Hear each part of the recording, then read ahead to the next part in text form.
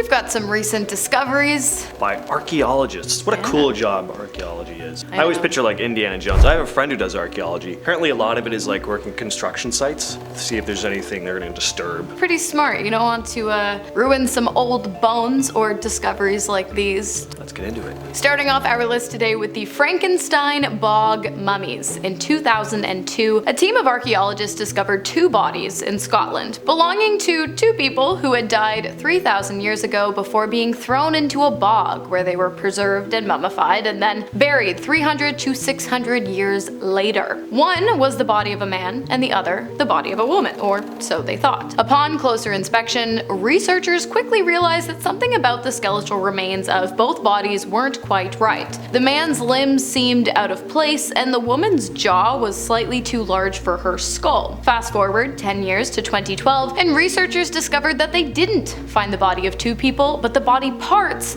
of at least half a dozen. The woman was made up of body parts from people who had all died around the same time, while the man was made up of parts belonging to people who had died up to hundreds of years apart. Not only that, but evidence suggested that when the parts were put together, they would have still had mummified flesh on their bones, which is unpleasant to say the least, but it's a super dark and incredibly interesting discovery. So this is incredibly cool. Archaeologists in Crete may have recently come across the most famous labyrinth in all of history. The labyrinth that was said to hold the Minotaur from Greek mythology. The Minotaur was a fearsome creature with the body of a man and the head of a bull, which lived in a labyrinth on the island of Crete, as the story goes. So this 4,000-year-old labyrinth on the island of Crete may have been the actual inspiration for that ancient story, which is amazing. The labyrinth was found on Papara Hill, and it's the first structure of its kind discovered in the area. The Greek Ministry of Culture says the Minoan civilization built it between 2000 and 1700 BCE. That has 8 circular stone walls arranged into a maze formation, and some parts of the walls are still standing up to 5.5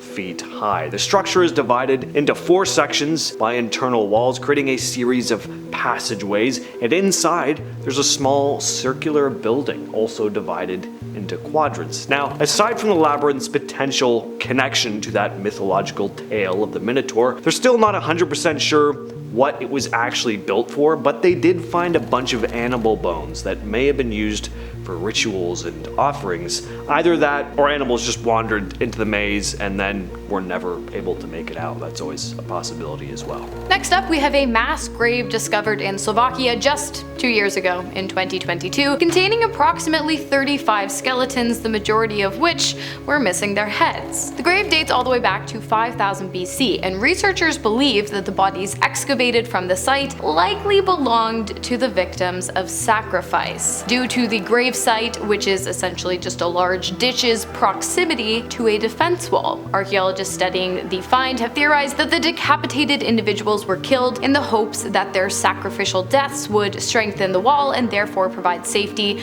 to the communities living in the area. Many of the skeletons found belong to people who died around the middle or near end of their pre-adulthood lives, I'm talking 20 and under, which indicate that they might have been sacrificed for their strength, stamina, and agility. In 2015, archaeologists made a pretty remarkable but unsettling discovery in Flanders, Belgium. They uncovered the bodies of 125 World War I soldiers in a perfectly preserved German trench system. So this area had been untouched since the war ended, hidden beneath what is now a housing development. Most of the soldiers were German, but there were also British, French, and South African men. The soldiers fell during some of the fiercest battles of the war. Some of their remains were found right where they had died. Others were buried in mass graves by their comrades, often with religious artifacts. And the site was about the size of 2 football fields on a ridge known as Hill 80. This ridge saw intense combat, especially during the First Battle of Ypres in November of 1914, where a lot of German soldiers died. The area was later taken by British and Irish troops in June of 1917, but then the Germans retook it again in 1918, leading to even more casualties on both sides. There were more personal items as well, like watches, religious items like crucifixes and rosary beads,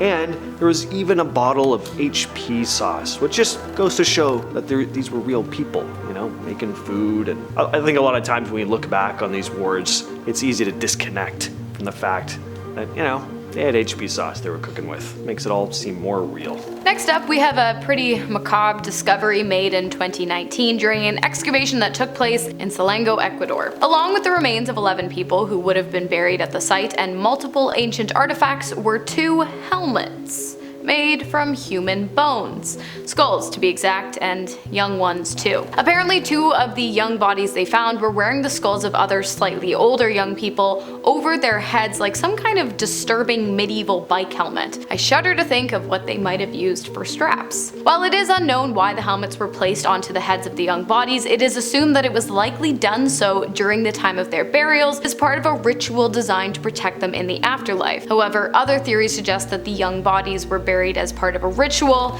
meant to calm an active volcano nearby, i.e. they were sacrifices. It's pretty dark. So when you look at this image here, you probably assume this poor guy died instantly being crushed by this boulder, right? Well, it turns out that may not be the case.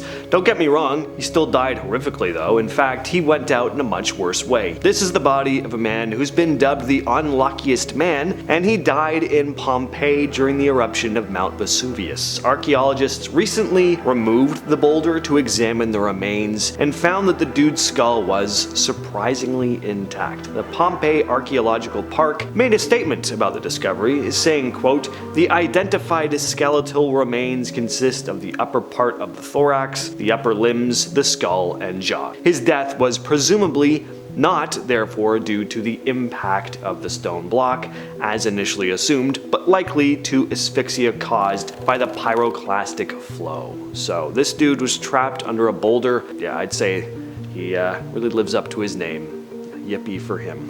Next up, we have the Sandby Borg killings discovered in 2010 during a study of a 5th century Swedish site in the island of Åland. While excavating the grounds, an archaeologist stumbled upon the ruins of an old home, and while exploring the home, they came across a human skeleton. At first, they wondered why it wouldn't have been given a proper burial, but then they came across another, and another, until the remains of 26 people were counted by the team, all showing signs of having died at the same time due to execution-style killings. It became apparent then that a mass killing event had taken place in the home sometime between 450 and 550 AD. Also found in the home were fossilized half-eaten fish, coins, and jewelry, supporting the theory of an ambush attack. But there was no evidence to suggest who carried out the killings or why.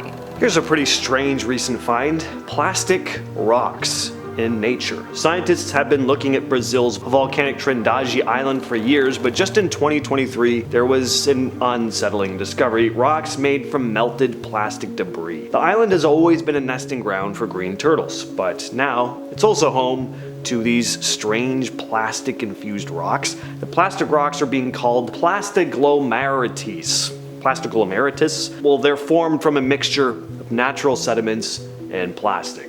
So they form on plastic waste, mainly from fishing nets apparently, melts and combines with the natural material on the beach. Geologist Fernanda Avelar Santos said the place where we found these samples is a permanently preserved area in Brazil, near the place green turtles lay their eggs. This makes the discovery even more alarming as it highlights how pervasive plastic pollution has become. She continues, "The garbage in the sea and the plastic dumped incorrectly in the oceans is becoming geological material preserved in the Earth's geological records." Interesting to see what'll happen like 100 years from now when this continues to happen. Next up, we have a discovery made in 2003 by a group of archaeologists exploring the Atacama Desert of Chile. A mummified skeleton that, at first glance, looks a bit like it belongs to the body of someone or something that did not find its origins on this planet. I mean, it has 10 ribs instead of 12, giant eye sockets, and an incredibly elongated skull that ends in a point. For decades, UFO enthusiasts were convinced that the skeleton belonged to an alien, so much so that the mummy was actually featured in a 2013 UFO documentary.